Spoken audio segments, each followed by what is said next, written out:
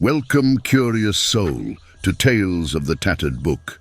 I'm your host, the keeper of the book, guardian of an ancient tome whose pages fill themselves with stories of terror and wonder.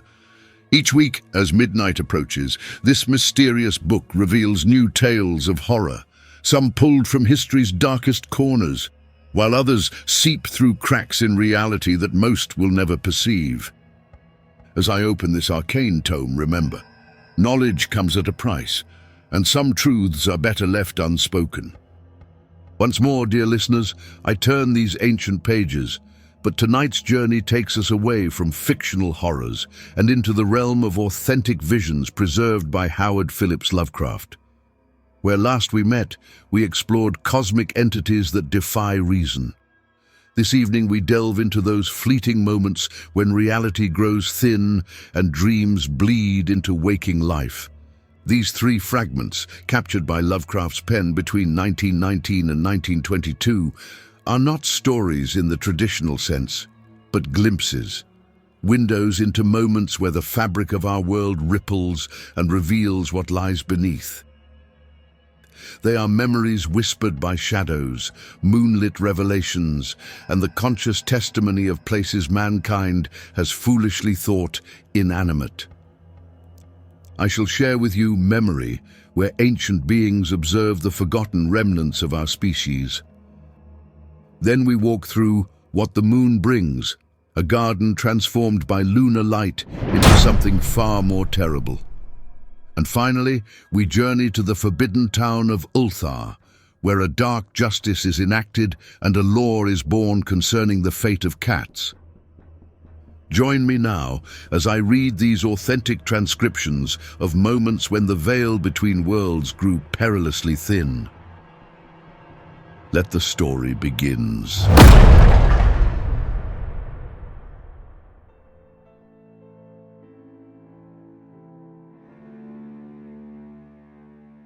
Memory by H.P. Lovecraft. In the valley of Nis, the accursed waning moon shines thinly, tearing a path for its light with feeble horns through the lethal foliage of a great upas tree. And within the depths of the valley, where the light reaches not, move forms not meet to be beheld. Rank is the herbage on each slope, where evil vines and creeping plants crawl amidst the stones of ruined palaces, twining tightly about broken columns and strange monoliths, and heaving up marble pavements laid by forgotten hands.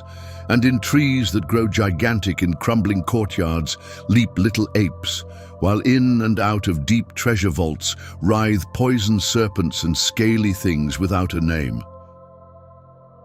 Vast are the stones which sleep beneath coverlets of dank moss, and mighty were the walls from which they fell. For all time did their builders erect them, and in sooth they yet serve nobly, for beneath them the grey toad makes his habitation. At the very bottom of the valley lies the river Than, whose waters are slimy and filled with weeds. From hidden springs it rises, and to subterranean grottos it flows, so that the demon of the valley knows not why its waters are red, nor whither they are bound. The genie that haunts the moonbeams spake to the demon of the valley, saying, I am old, and forget much. Tell me the deeds and aspect and name of them who built these things of stone. And the demon replied, I am memory, and am wise in lore of the past, but I too am old. These beings were like the waters of the river Than, not to be understood. Their deeds I recall not, for they were but of the moment. Their aspect I recall dimly, for it was like to that of the little apes in the trees. Their name I recall clearly, for it rhymed with that of the river. These beings of yesterday were called man. So the genie flew back to the thin-horned moon, and the demon looked intently at a little ape in a tree that grew in a crumbling courtyard. What the Moon Brings by H.P. Lovecraft. I hate the moon, I'm afraid of it, for when it shines on certain scenes familiar and loved it, sometimes makes them unfamiliar and hideous. It was in the spectral summer when the moon shone down on the old garden where I wandered. the spectral summer of narcotic flowers and humid seas of foliage that bring wild and many-colored dreams. And as I walked by the shallow crystal stream, I saw unwanted ripples tipped with yellow light, as if those placid waters were drawn on in resistless currents to strange oceans that are not in the world.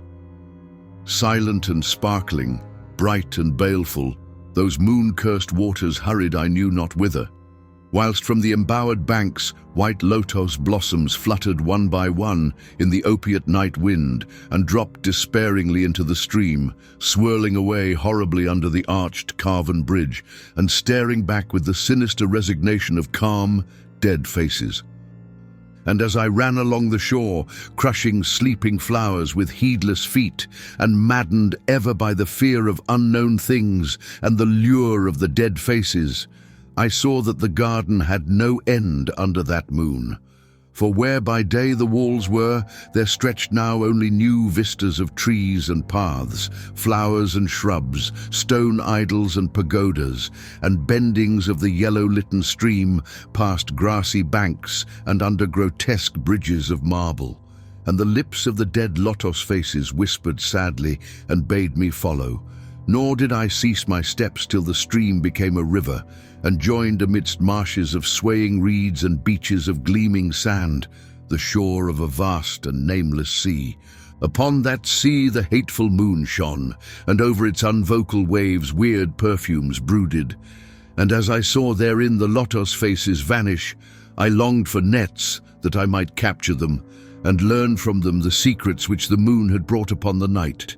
But when the moon went over to the west, and the still tide ebbed from the sullen shore, I saw in that light old spires that the waves almost uncovered, and white columns gay with festoons of green seaweed.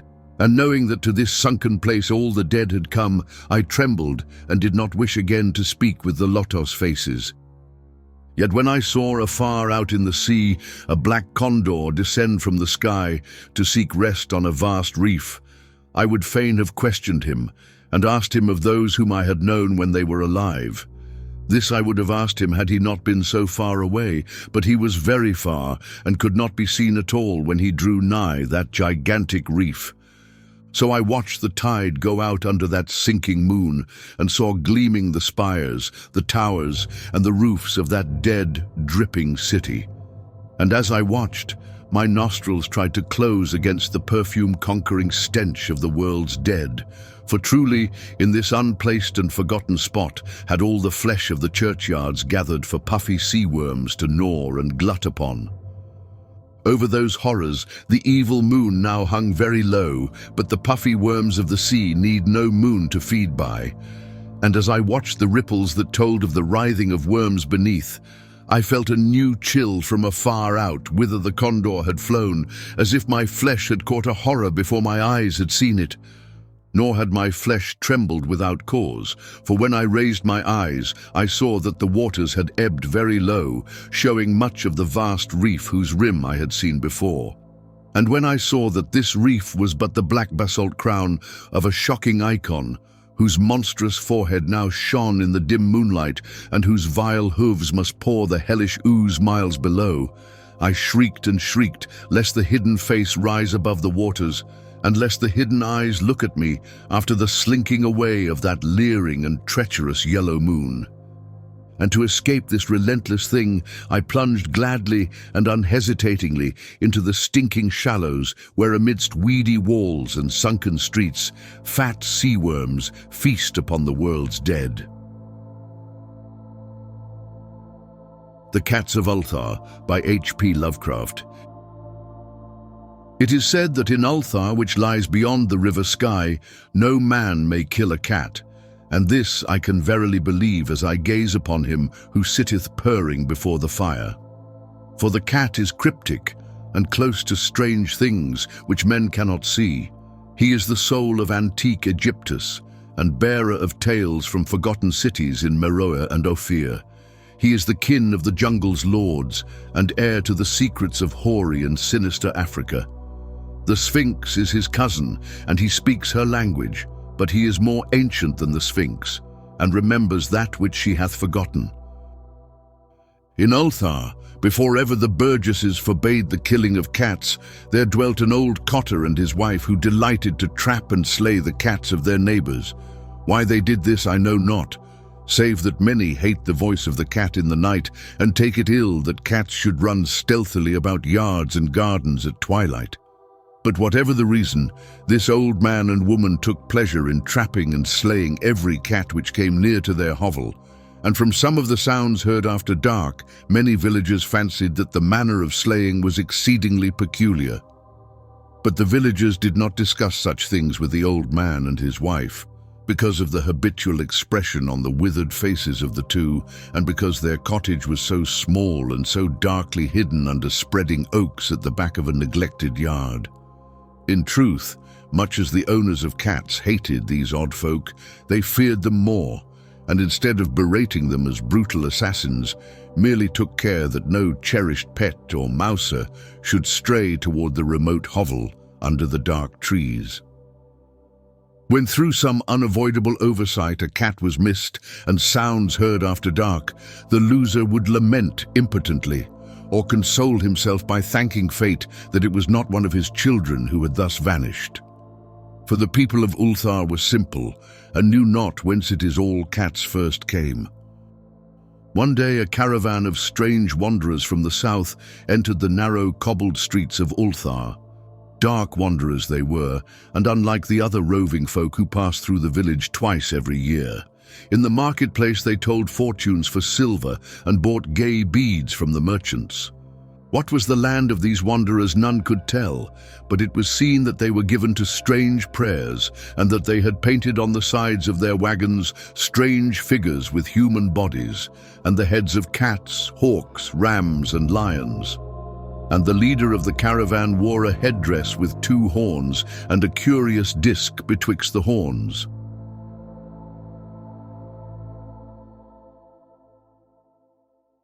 There was in this singular caravan a little boy with no father or mother, but only a tiny black kitten to cherish.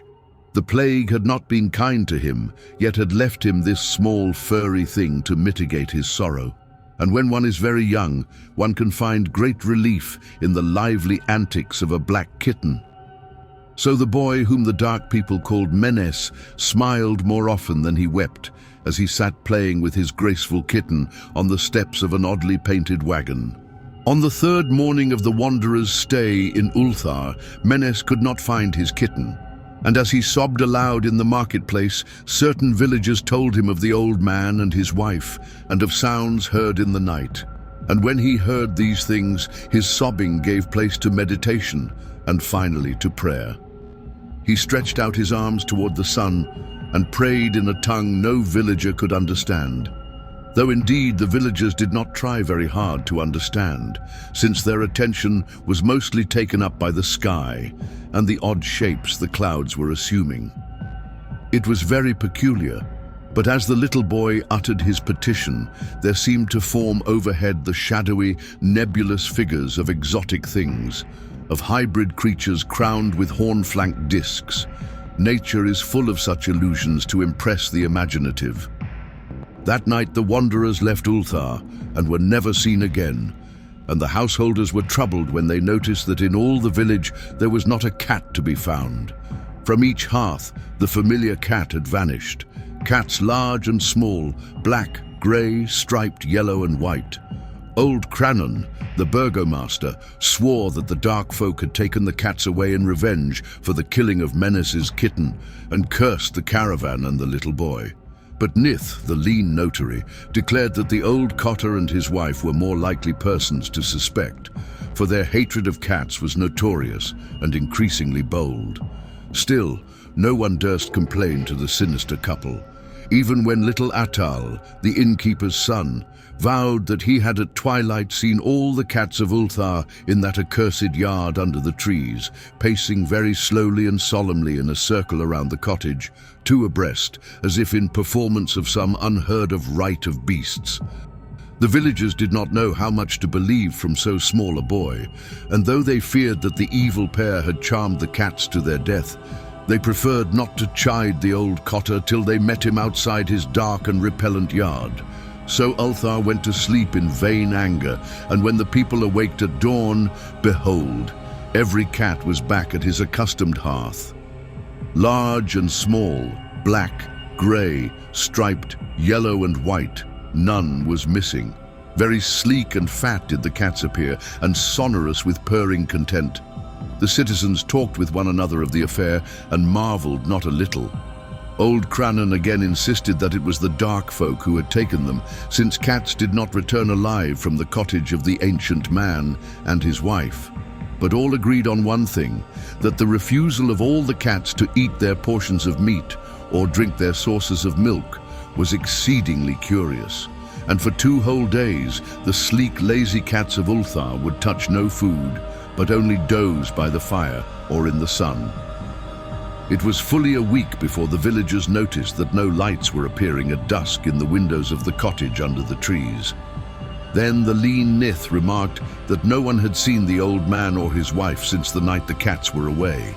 In another week, the burgomaster decided to overcome his fears and call at the strangely silent dwelling as a matter of duty, though in so doing he was careful to take with him Shang the blacksmith and Thul the cutter of stone as witnesses.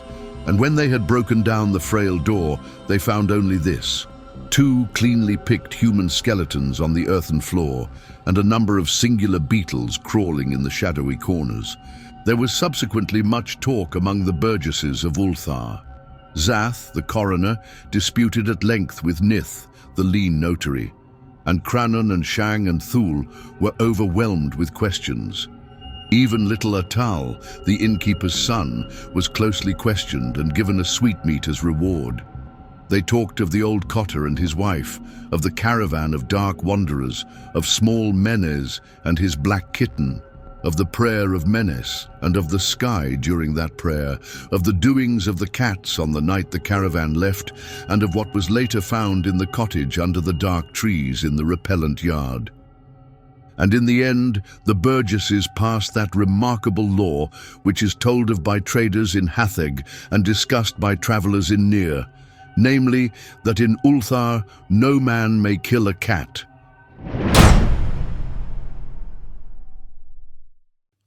And so we close these pages on Lovecraft's captured dreams, fragments where reality wore thin enough for him to glimpse what most minds cannot contain.